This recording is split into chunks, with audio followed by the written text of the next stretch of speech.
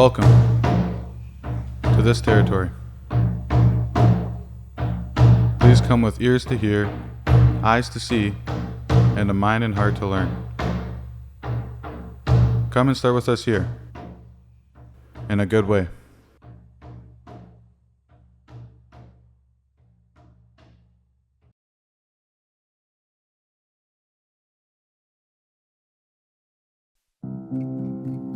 Hi again, friends, and thank you very much for joining us. We realize the last video may have been a lot to take in, especially for newcomers. So with that in mind, we thank you for engaging in this important work and continuing on your learning journey. You being here with us matters. And while we cannot change the past, together we can change the future. So please stay hopeful. Together, we can make Surrey the best community possible for everyone who lives here now and those generations of people who will come after us in the future. The legacy we leave behind can be a compassionate community that honors the true history of this territory and honors the First Peoples that have lived here since time immemorial. Let us listen and let us learn from Indigenous voices so that we can live here together in a good way. When it comes to why we're here, why we're talking about the importance and the value of decolonization work, embedding cultural safety and anti-racism into our personal and professional lives, and why reconciliation is so fundamental to build a prosperous country, what we're really talking about is undoing the harms of the past. We're talking about undoing Canadian socialization. And so that's the way I look at why we're here and why we're having this conversation, and why you watching this video and embarking on this learning journey is so essential. Your presence here matters. Your participation here matters. Reconciliation. So it's the buzzword right now. What I don't mind about it is if it's the word we have to use to get the conversation started, then fine, as long as it gets the conversation started. The other thing though that worries me about it is I find that the majority of settlers don't want to decolonize. They don't want to, first of all, learn the complete history and the true history, learn the truth about Indigenous peoples, develop relationships and befriend Indigenous peoples and communities. They don't want to do that work. They just almost want to glaze over it, almost like pretend it didn't happen maybe, even in a lot of ways, and let's just move forward. With everything that we do in life, we have to do that good work. We have to paddle in sync as well with that heartbeat. Because if you don't paddle in sync with that heartbeat with whoever you're still working together with, you'll do nothing but go around in circles. We all have gifts, our community has gifts, but also everyone else has gifts, and we can grow and work together in harmony. Once again, I keep sharing those words because I want you to hear it. Lots of mat, one mind, lots of thala, one heart, lots of shwali. And as long as we keep doing that good work, all these good things will come to our people. Have an open mind and an open heart. No sense of time. When you're learning from our people, no sense of time. Listen to our people for what they have to say, because if you shorten their time, they might not come back and ever share with you ever again. You know, I think one of the things that we really need to do is really get a grasp on, you know, when we look at diverse people in Surrey, I would bet, you know, the diversity outnumbers the Euro-Canadian, definitely within Surrey. You walk down the street, it's you can see the population of Surrey, and it's diverse and it's beautiful. So I think being able to take that step back and celebrate, showcase all of our cultures and ceremonies from the different peoples, not just Indigenous, but all the different cultures that make Surrey their home, to be able to kind of say, and more than anything, that will bring us together. Some of the key things that we can engage in as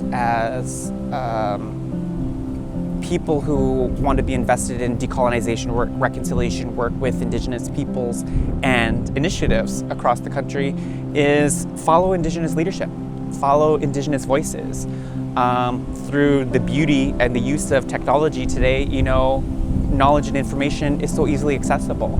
So one of the very first things that we can do is learn the history of some of the land-based nations. And so the Newcomers Guide around learning about Keitsi, Kwantlen, Semiahmoo, Sawaskin, all of our land-based nations is a great, incredible resource. And I think that's really meant to encourage to be a starting point for your learning journey.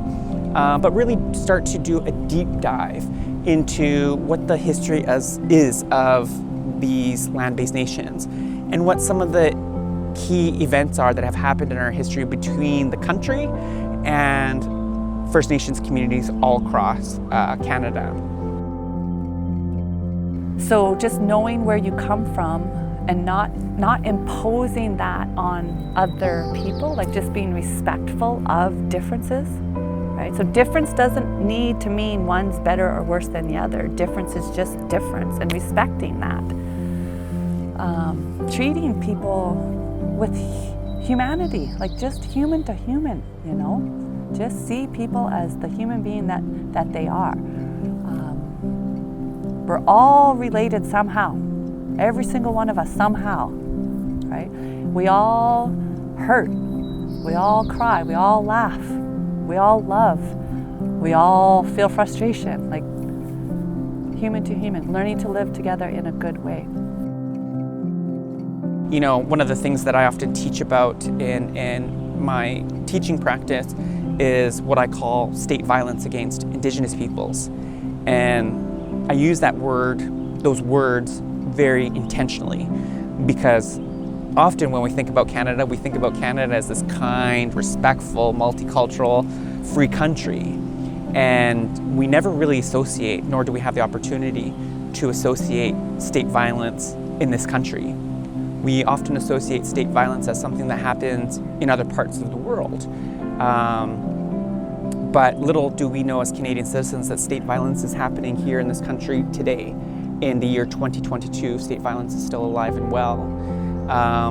And so also learning about some of these key terms, state violence, defining prejudice, defining racism, defining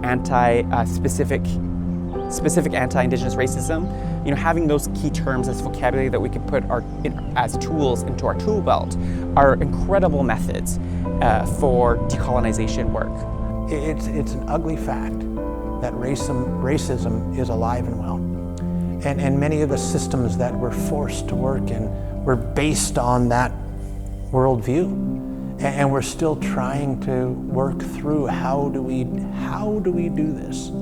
How do we make a future that our voice and our worldview is involved in that? And I remember one of my elders, she's still around yet, but she would say, you know what, Euro-Canadian or Khalitam non-native culture, they talk of fitting in the box. You need to fit in this box like we're a melting pot. And we're not. In our customs and our belief, everything's cyclical, everything's circular. And so to be able to understand that box and that circle may never fit together. It may never jive. It might be oil and water.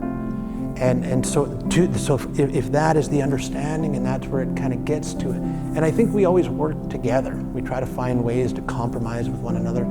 But what she was getting to is we may get to a point where we respect each other's paths and they work in parallel with one another instead of having to turn into that melting pot where we're all doing the same thing. We are not all painted with the same brush.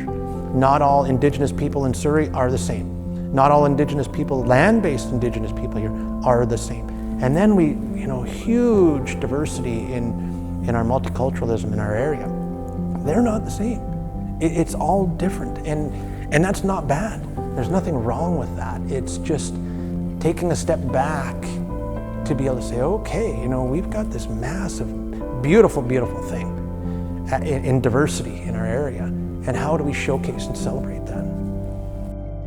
Decolonizing is tough work. It's emotional work, it's challenging work, and it takes time, and it's not sitting around in a circle singing Kumbaya, right? Or sitting around in a circle making a dream catcher, or buying a drum kit off of a tourist company and learning how to make a drum, or sitting around and admiring all things Indigenous in terms of our artwork and our song and our dance and our ways of knowing and our ways of being. That is not decolonization, right? So then we get into the conversation, okay, what does decolonization look like?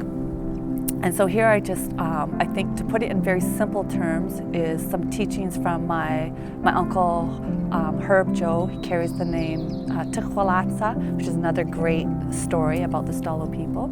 But his name Tuchwalatsa and the story and the transformation story that goes along with that, the teaching that came out from that is to learn to live together in a good way. To learn to live together in a good way.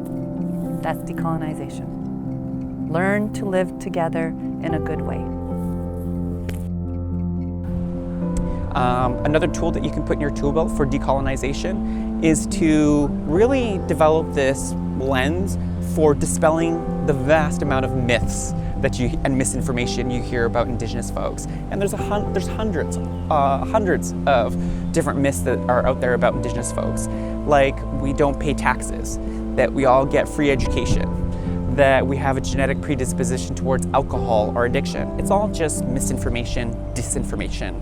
So developing this healthy criticism, if you're ever hearing about Indigenous peoples that's not coming from an Indigenous person, develop a healthy criticism for, asking why that is. And then also fact checking it. Because of socialization, we've picked up a lot of myths and misinformation along the way. So we really want to make sure that we're following the lead of Indigenous peoples when it comes to reconciliation and decolonization. We want to make sure that we're hearing the voices and seeing the faces of Indigenous people, or we're reading Indigenous authors' work, whether it's in scholarly work or Indigenous blogs, podcasts. We really want to make sure that we follow Indigenous voices. Canada has only been here for 150 years, and our family, our people have been living here since time immemorial. Don't be afraid to ask those questions to the neighboring nations, to the land-based nations. We want to educate and we want to grow with the community. Sharing. Canada is a wealthy country. Why are the Indigenous peoples the poorest? Don't be so greedy. Share, share, share, share, share. There's no need to be invited, right? If we have Indigenous Peoples Day coming up on the 21st, show up, come show up and come see what's going on, and get to know the area and the territory of the people that you're living in. Get to know the trials and tribulations that the nations are having, and support them in those. I think I always say, from our lens as Indigenous people, it's a little bit different than, mainstream society. And to be able to understand, begin to learn an understanding with what that worldview is. Because from my perspective, it's a very simple worldview. We are part of this world. We are not above it. And to be able to go back to that. And I see a lot of cultures around the world that belief is the same. So instead of trying to pick apart the differences of who we are, let's celebrate our similarities, and as well as celebrate our differences. But really the opportunity just to acknowledge that, we're probably not that different when we really get into it. Another quote by Justice Murray Sinclair is, education got us into this mess. Education will be what gets us out of this mess. So referring to that decolonization, reconciliation, it's not going to be perfect. It's going to be messy. It's going to be sticky. I call it a beautiful case of imperfection. Because colonization did not happen overnight, it's not going to be undone overnight. This really is about a commitment to our own lifelong learning journey. But I also say it's a lifelong unlearning journey as well. There are some things that we've picked up through socialization that we need to unlearn as well. Because I think when it comes to Indigenous resurgence, it's not just the job of Indigenous peoples. It needs to be led by us. We need to be the ones out front and the ones leading it. But I think it's everybody's job. It's sort of like settlers have come here to Turtle Island. They've made a complete mess of things. And now they can't turn their back and say, well, good luck fixing that, right? Everybody has a job to do. Everybody, even newcomers. Culture saves lives. Culture saves lives. So it's important. Culture is important. Our children need culture in the communities. We need more events for the urbanized First Nations, more than National Indigenous Day. We need to celebrate more.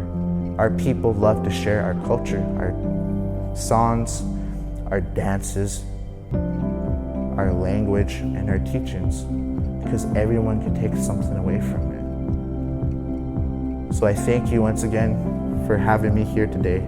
Haichka Siam. All the ones that are watching the video here today, honored. Just walk gently on the land and learn from the land-based nations. Haichka Siam.